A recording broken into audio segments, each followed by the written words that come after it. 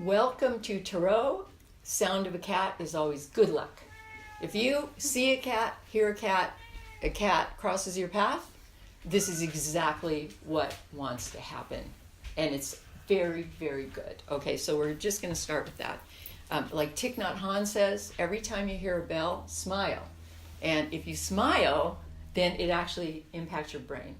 And your brain changes, right? So every time you hear a cat meow, smile. And it will impact your brain. And your brain is going to change. So here we are in Tarot. And what you may or may not realize at this moment is that you, right now, here today, are sitting in the heart of the Western Mystery School. You are inside the Western Mystery School right now. This is the Western Mystery School. This is the temple of the Western Mystery School.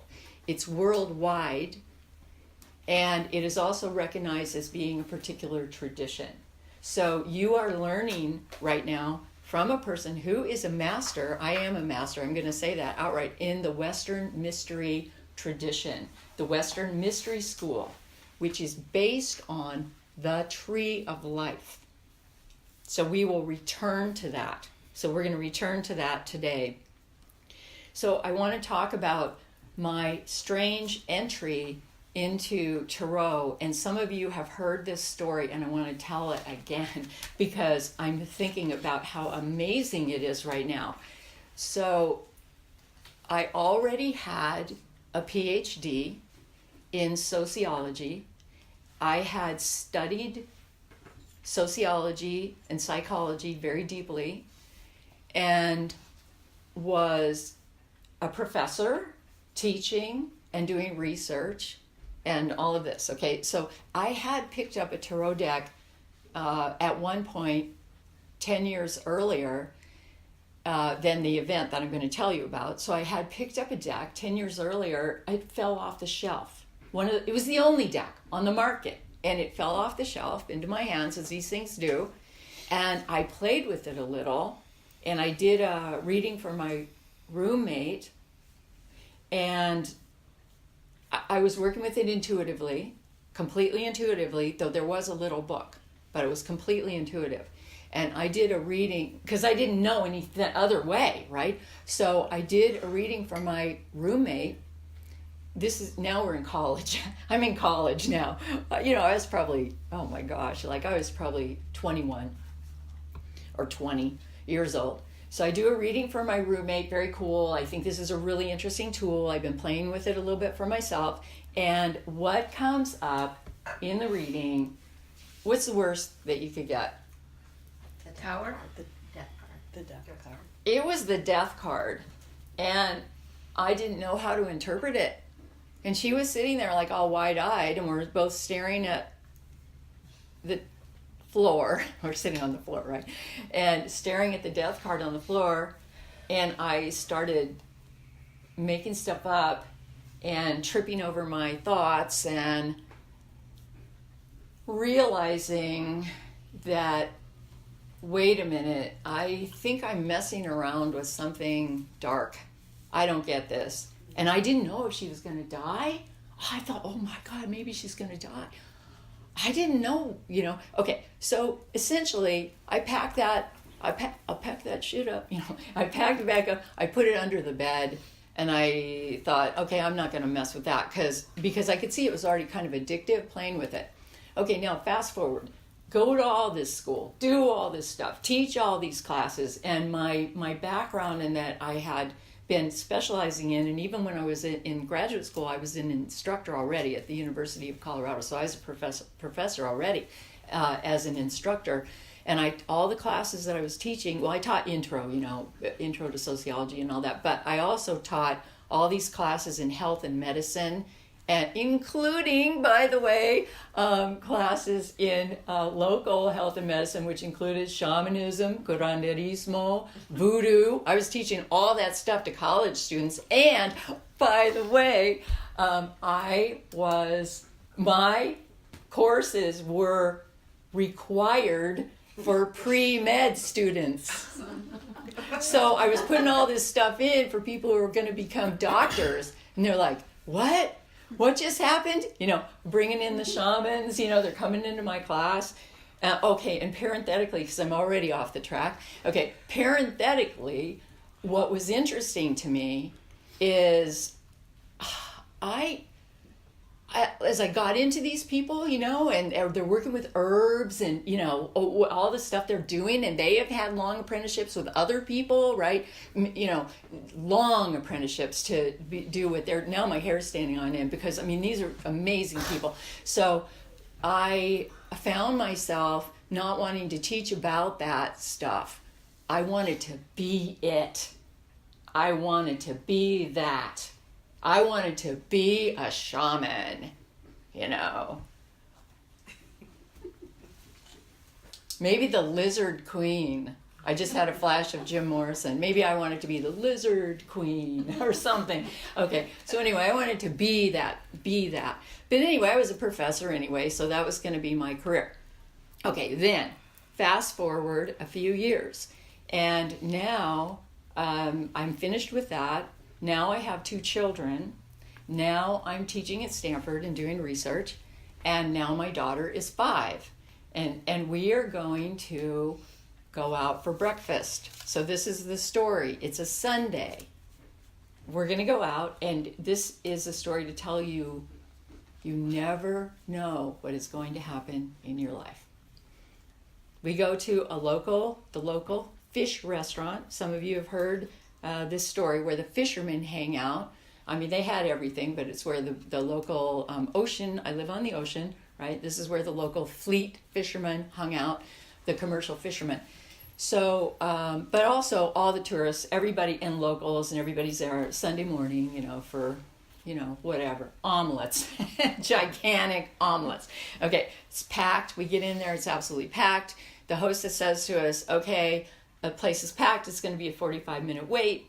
Do you want to wait? And I say, oh, I don't know. I've got a 5-year-old with me. That's hard.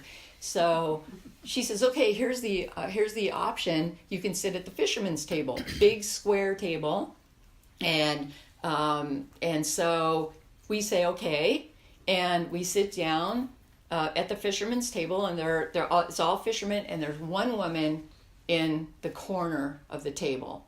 And she is wearing a turban. She has a turban on, right? Yeah, she's wearing a turban. Okay, so we sit down. The fishermen are talking about the tides, and then they start talking about the moon. And then my daughter, who is very gregarious and very extroverted and very sure of herself, says, I love the faces of the moon. I draw them all the time. Okay, that was the opening. Okay, so this woman starts talking. We were sitting right next to her. It was this woman, my daughter, me. Right? We're sitting right together at the corner of the table. So she says, okay, what do you like about the moon? And I find myself saying things that normally I would never say, like, oh, yeah, the moon, the tides. At first I'm explaining the phases of the moon and what that means. And then somehow, because you have to remember the time frame here, this is before the surge of tarot decks and everything happened. This is a long time ago.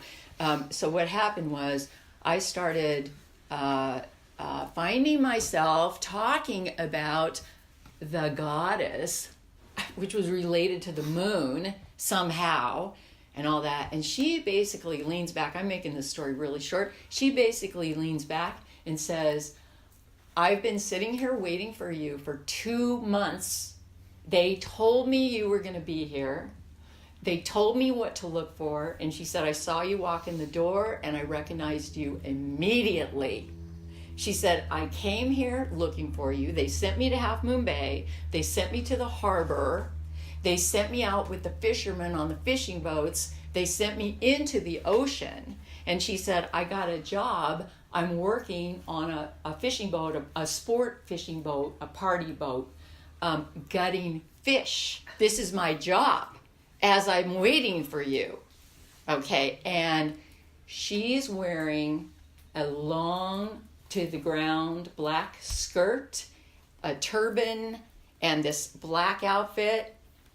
Okay. And she is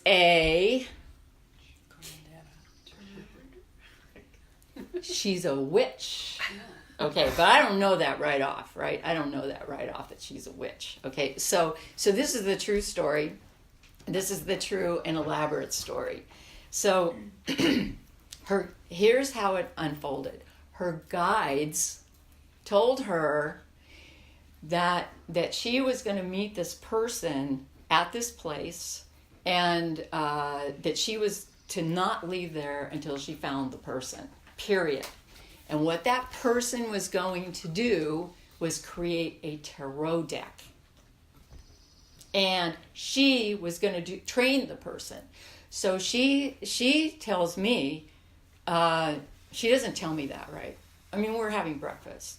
So she says, but what she did say was, you are going to apprentice with me, and I've been waiting for you. And I said, oh, I just laughed. I mean,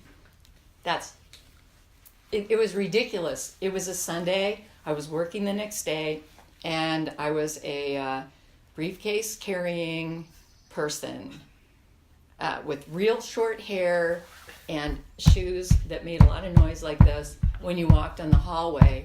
And I was just trying to look grown up, because I have to tell you guys, I had kind of a hippie background. Okay, so I'm just trying to look, I'm wearing suits every day, and I'm trying to look, professional and be professional. And the last thing I am going to do is hang out with some crazy lady apprenticing, especially when she said we're going to start tomorrow.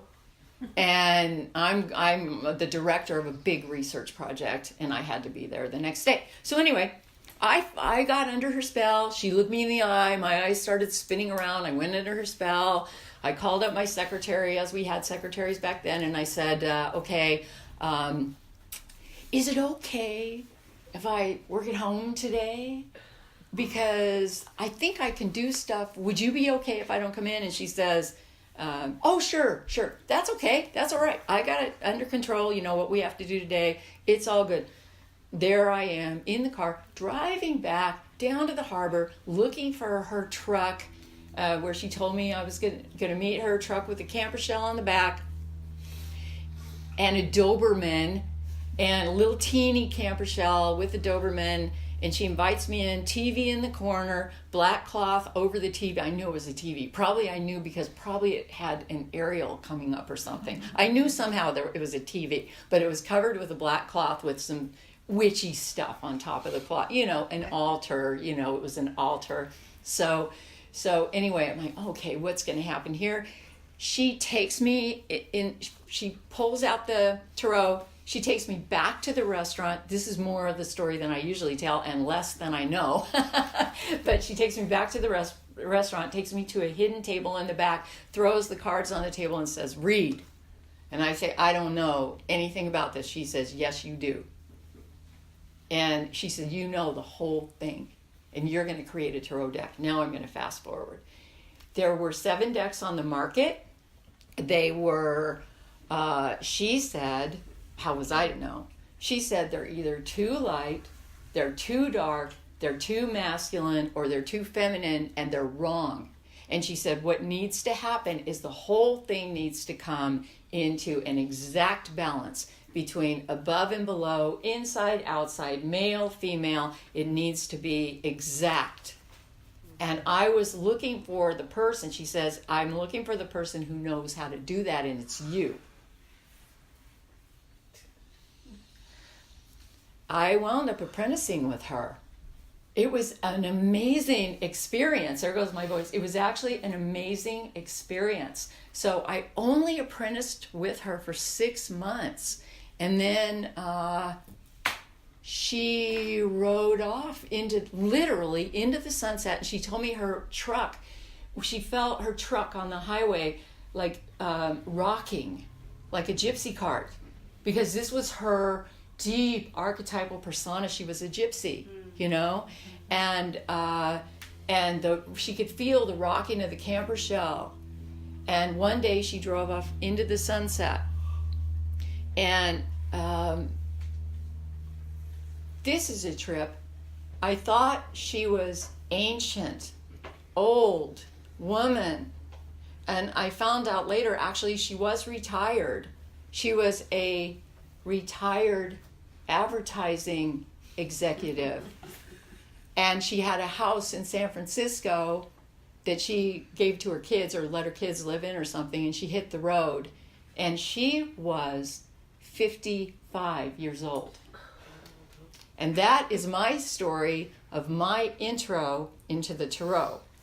Part 2 of the story is that it stuck with me.